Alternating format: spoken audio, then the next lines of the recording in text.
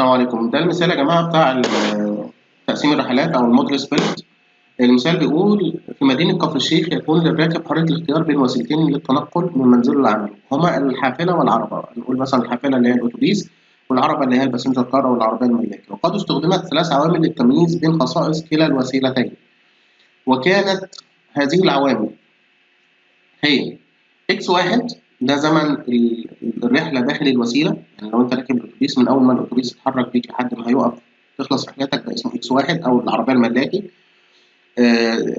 وقت الرحلة خارج الوسيلة اللي هو الX2، اللي هو لو أنت عندك عربية ملاكي فأنت راكنها في باركنج مثلا، فأنت خارج من شغلك، خارج من مكان عملك رايح على رجلك لحد الباركنج، ده اسمه X2، ده زمن الرحلة خارج الوسيلة. تمام. طيب لو انا بركب اتوبيس ما عنديش عربيه ملاكي، فالاكس 2 بيمثل المسافه من خروجك من شغلك، هتمشي مسافه لحد ما توصل لمحطه الاتوبيس وهتقف كمان تنتظر الاتوبيس. يبقى عندك الاكس 2 بالنسبه للاتوبيس عباره عن حاجتين: زمن المشي لحد ما توصل للمحطه، وزمن انتظارك داخل المحطه. والمصاريف الخارجيه لكل وسيله هي اكس 3 بالقرش. بيوضح طبعا الاكس 2 دي بالنسبه للعربيه الملاكي اللي هي الوقت اللي بتمشيه من مكان شغلك لحد الباركينج، وبالنسبه للاتوبيس هو الوقت اللي تمشيه من مكان شغلك لحد المحطه وزمن انتظار الاتوبيس. تمام كده. والاكس 3 زي ما قلنا هي ايه؟ التكلفه الخارجيه لكل وسيله. طيب هنا مديني معادله، المعادله دي اسمها داله المنفعه. بيقول ان داله المنفعه بتساوي 1.6 سوري 16% في اكس 1 ناقص، طبعا دي بالماينس، ناقص 23% في الاكس 2 ناقص 470 في الاكس 3 على اكس 4. وبيقول ان الاكس 4 دي متوسط دخل الفرد خلال السنه بالجنيه. هو دلوقتي عايز يحسب داله المنفعه، عايز يشوف نسبه الناس اللي هتستخدم عربيه ملاكي قد ايه ونسبه الناس اللي هتستخدم اتوبيس قد ايه. تمام. مديني طبعا ايه قيم للاكس 1 واكس 2 واكس 3. بيقول لي فاذا كانت تعريفه الحافله 25 قرش، وتكلفه الانتظار والتشغيل العربه هي 55 قرش، يبقى دلوقتي اكس 3 بالنسبه للاتوبيس 25، وبالنسبه للسياره الملاكي 55 قرش.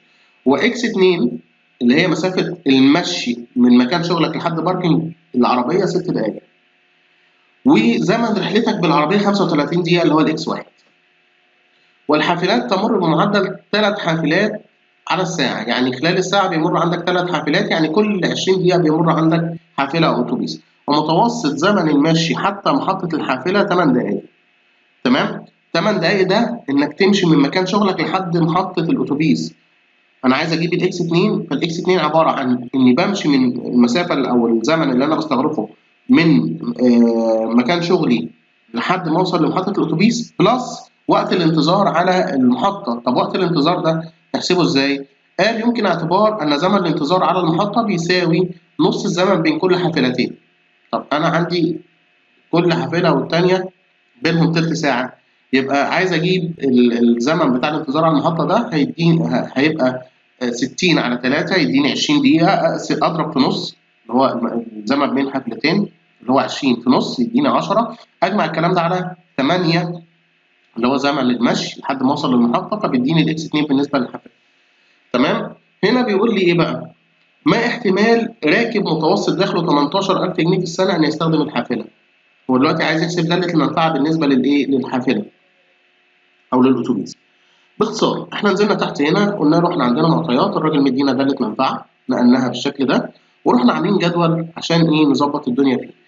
قلنا ان احنا عندنا 2 متغير، الباسنجر كار العربيه الملاكي، وعندنا الباص اللي هو الاتوبيس. طيب الباسنجر كار العربيه الملاكي زمن الرحله داخلها قد ايه؟ 35 دقيقه اللي هو الاكس 1، والاوتوبيس 35. طيب الاكس 2 اللي هو زمن الرحله خارج الوسيله، اللي هو انا مشيت من مكان عملي لحد الباركنج اللي انا راكن فيه العربيه بتاعتي 6 دقائق. لكن بالنسبه للاوتوبيس انا مشيت 8 دقائق ووقفت على المحطه استنيت 10 دقائق، ف 18 دقيقه. بس حاسبينها بالقانون ده اللي هو ايه؟ 8 زائد نص 60 على 3. 60 على 3 انا عندي 3 حافلات يديني 20 دقيقة، في نص يديني 10 دقايق، زائد 8 يديني 18. طيب هنا التكلفة بتاع السيارة الخاصة 55 قرش، والسيارة اللي هو الحافلة او الاتوبيس 25 قرش. متوسط دخل الفرد خلال السنة 18000 جنيه في الحالتين. هو عايز يحسب دالة المنفعة بالنسبة للحافلة. احنا هنحسب دالة المنفعة بالنسبة للحافلة وبالنسبة للايه؟ وبالنسبة للسيارة الخاصة. نحسبها ازاي؟ احنا عندنا قانون، القانون بيقول ايه؟ بيقول ان دالة المنفعة، عايزين نحسب دالة المنفعة بالنسبة للباسنجر كار العربية الملاكي، بتساوي القانون بتاعنا اهو، وبعدين نعوض فيه تعويض مباشر، ناقص 16 من 100 ده رقم ثابت مديهولنا في المعادلة، في الاكس واحد اللي هو زمن الرحلة بالوسيلة اللي هو 35 دقيقة، ناقص 23% في الاكس 2، الاكس 2 بالنسبة للعربية الملاكي اللي هو مسافة المشي من مكان شغل لحد الباركنج 6 دقايق، ناقص 470 ده رقم ثابت، مضروب في الاكس 3 اللي هو تكلفة استخدامي للسيارة الملاكي 55 على 18000 جنيه خلال السنة، ففي الآخر بيديني الرقم ده. ده دالة المنفعة بالنسبة للإيه؟ للباسنجر كار. نفس القانون هستخدمه بس للأتوبيس، هعوض ناقص 16% 35 زمن الرحلة بالأتوبيس، ناقص 23% في 18 اللي هو 10 زائد 8، 10 وقت الانتظار و8 وقت المشي لحد ما وصلت المحطة، ناقص 470 في الاكس 3 25 على 18000 فبيديني الرقم ده. طب أنا عايز أجيب نسبة استخدام الناس للعربية الملاكي، الأمر بسيط، إحنا جبنا دلوقتي اليو للباص وجبنا اليو للباسنجر كار. هقول له إن البيرسنت بتاع استخدام الباسنجر كار بيساوي الإي، ده اللي هو دالة موجودة في الآلة الحاسبة أو لوغاريتم كده موجود في الآلة الحاسبة، اللي هو بيساوي تقريبا 2.71. الرقم ده بيساوي 2.71، أو في الآلة الحاسبة بنجيبه من خلال اللي هو الألفا أو ألفا بيتا وإكس 10 تحت، نضغط ألفا بيتا وإكس 10. طيب هنا بقول نسبة الإيه استخدام الناس للباسنجر كار بيساوي الإي أس دالة المنفعة للباسنجر كار اللي إحنا حاسبينها فوق، اللي هي طالعة معانا برقم ماينس 8.42 مقسوم على الإي أس دالة المنفعة للباسنجر كار زائد الإي أس دالة المنفعة للأتوبيس. تمام؟ طبعا ده خلاص إحنا حسبناه، قسمناه عليه نفسه زائد دالة المنفعة بالنسبة للأتوبيس اللي إحنا لسه جايبينها من فوق اللي هو إي أس دالة المنفعة بالنسبة للأتوبيس، فبيديني 88%. طب أنا عايز أحسب نسبة استخدام الناس للأتوبيس بنفس الكيفية، بقول البيرسنت بتاع الباص بيساوي الإي أس دالة المنفعة بالنسبة للباص مقسوم على الإي أس دالة المنفعة بالنسبة للباسنجر كار زائد الإي أس دالة المنفعة بالنسبة للباص، بيديني في الآخر الرقم ده. يبقى أنا كده حليت السؤال الأولاني.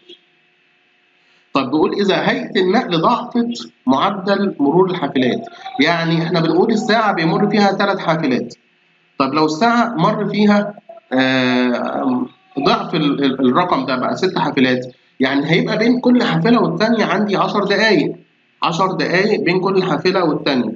طيب أنا عايز أحسب الإكس 2، لو أنا بيمر عندي 6 حافلات، أنا عندي 8 زمن المشي لحد المحطة ده ثابت، زائد نص في 60 على 6، فبيديني 8 زائد نص في 60 على 6 بيديني الرقم ده 13. اخد الرقم ده واعوض بيه بداله المنفعه الخاصه بالنسبه للاتوبيس، اشيل الاكس 2 اللي انا كنت حاططها هنا 18 اعوض بيها 13 المره دي، فبيطلع لي الرقم ده. طيب بعد ما طلعت الرقم ده اروح اجيب نسبه استخدام الناس للباسنجر كار. طبعا الرقم ده اختلف معايا، فهيختلف معايا في الايه في القانون ده، فبيطلع لي هنا ناتج مختلف اللي هو ايه؟ نسبة استخدام الناس للباسنجر كار بتساوي الاي اس دالة المنفعة الخاصة بالباسنجر كار مقسومة على دالة المنفعة الخاصة بالباسنجر كار زائد دالة المنفعة الخاصة بالاتوبيس. الكلام ده بيساوي هو نفس القانون، احنا بس عدلنا الرقم ده كان 10 وشوية بقى 9 وشوية لما عدلنا زمن الانتظار على المحطة، فادانا هنا نسبة مختلفة تماما بالنسبة للعربية الملاكي، كانت تقريبا 88% بقت 70%، وهنا بالنسبة للأتوبيس كانت 1.2% أو 12% بقت 3%. طيب يبقى ده حل السؤال الثاني. السؤال الثالث هو بيقول لي إيه بقى؟ السؤال الثالث ما هو معدل تردد الحافلة الذي يتساوى عندها استخدام الحافلة أو العربة بالنسبة للراكب؟ احنا حسبنا دالة المنفعة بالنسبة للباسنجر كار من القانون الأولاني طلع بالرقم ده. تمام؟ طيب أنا هاخد الرقم ده واقول له ان داله المنفعه بالنسبه للاتوبيس انا عايزها تساوي الرقم ده. حلو؟ فهاخد الرقم ده اهو احطه تحت هنا، بيساوي ايه بقى؟ بيساوي داله المنفعه بالنسبه للاتوبيس 16 من 100 في 35 اللي هو زمن الرحله بالاتوبيس ده بالناقص طبعا، ناقص 23% مضروبه في الاكس 2، الاكس 2 اللي هي 8 زائد زمن الانتظار على المحطه. تمام؟ طيب زمن الانتظار على المحطه ده انا عايز احسبه دلوقتي، يعني انا عايز اطلع من هنا، عايز اطلع قيمه او زمن الانتظار على المحطه. لان ده مجهول بالنسبه لي. لان انا لو جبته لو الناتج طلع عندي بالشكل ده وجبت زمن الانتظار على المحطه، يبقى انا دلوقتي بقول داله المنفعه بتاع الاتوبيس بتساوي داله المنفعه بتاع الايه الباسنجر كار، ناقص 470 في 25 تكلفه الاستخدام الاتوبيس على 18000 متوسط دخل، بيساوي الرقم اللي انا عايز اوصل له ده. من هنا اقدر اقول ان الاكس 2 طلعت عندي ب 9.4، عوضت طبعا في القانون تعويض مباشر، طلعت بايه؟ ب 9.4. 9.4 دي اكس 2 صح. الاكس 2 دي في الاتوبيس عباره عن حاجتين، عباره عن زمن المشي اللي هو 8 دقائق وزمن الانتظار. يبقى زمن الانتظار بيساوي كام؟ بيساوي 8. الاكس 2 بتساوي 8 زائد زمن الانتظار، يبقى زمن الانتظار بيساوي كام؟ بيساوي 9.4 اللي هو الاكس 2 ناقص ال 8 يديني 1.4 ثانيه.